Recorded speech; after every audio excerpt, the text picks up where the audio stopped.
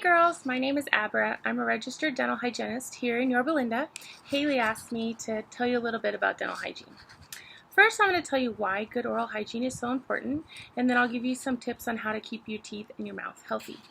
We tend to think that the worst thing that could happen from not taking good care of our teeth would be to get a cavity or have bad breath. Of course, we want our smiles to look pretty with nice white teeth, but what you may not know is that the germs in our mouth can travel from our mouth into our bloodstream and go all over our body. I'm sure you've heard the word plaque. Well, plaque is made up in part of leftover food particles and bacteria. Did you know that these bacteria like to eat? In fact, they live to eat. So when we leave food particles on our teeth, these bacteria are happy to come along and eat the food off our teeth. The problem is the bacteria don't know when to stop.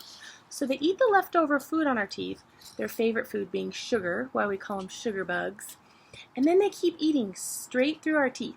This is how we get a cavity.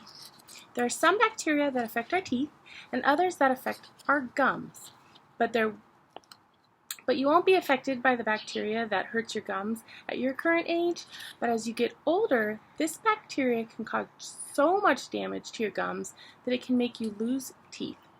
This is the bacteria that can be really dangerous to your body as a whole. What happens is the bacteria harms your gums. It gets in your bloodstream and can travel to your heart, your lungs, and even your brain. This is the distance from your teeth to your brain. It's really not that far, so we have to keep our teeth healthy because that bacteria is really close to very important parts of our body. Remember, these bacteria also live to eat, so it can travel all through your body and eat little holes in our arteries and our organs.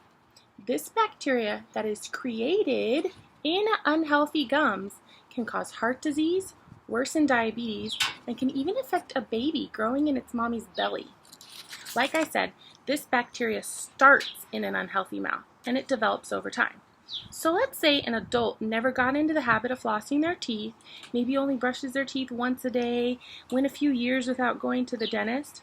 During this time, these bad bacteria have been left below the gums to eat away and multiply.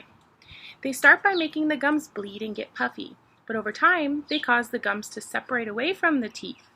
They eat, and eventually eat away at the bone that holds the teeth in place. At this point, the teeth start getting loose and can even fall out. This is known as periodontal disease.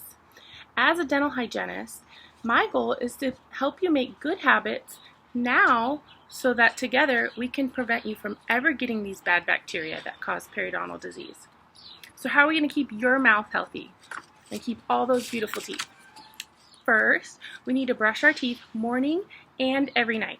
The most important brushing of the day is actually the brushing we do before bed. Let's say we brush our teeth in the morning to keep our friends, but we brush our teeth at night to keep our teeth. When we sleep, our mouths get really dry and sticky. Do you ever wake up really thirsty? The bacteria love this. It helps them grow and multiply. If we don't brush our teeth before bed, we leave our mouths full of itty bits of leftover food for the bacteria to go wild with. This is when the teeth bacteria are most likely to cause cavities. Let's not give them any help by leaving food behind. While you're brushing your teeth, make sure you use a toothbrush to brush your tongue.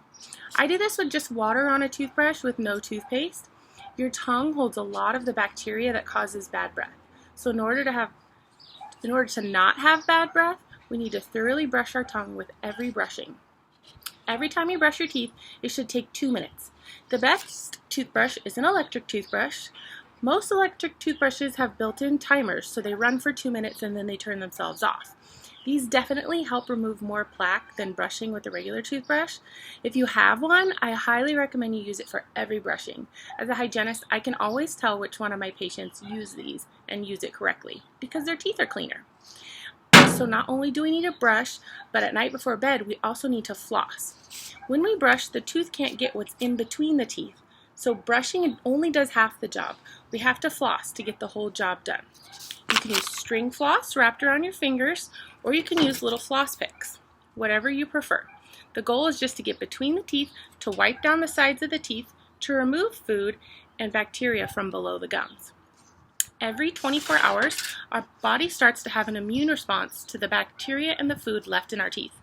Our body knows that there's something in there that doesn't belong, so it starts to fight for us.